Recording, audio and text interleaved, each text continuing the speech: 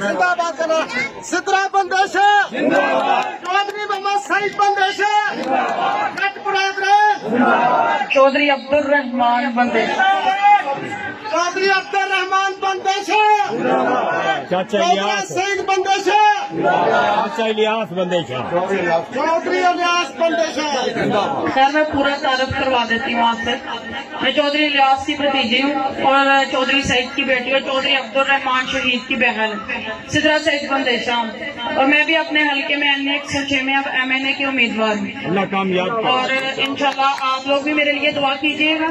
और मैं मुन्नत की हूँ और बाकी यहाँ पे जितने भी आए हुए लोग हैं उनके शुक्रगुजार हूँ तो उन्होंने मुझे यहाँ पे इन्वाइट किया और इस काबिल समझा है कि मैं भी आप लोगों की खुशी में शरीक हो सकूँ और बाकी भी आप आने वालों का सबका बहुत बहुत शुक्रिया। ओके जी, अल्लाह हाफ़िज़।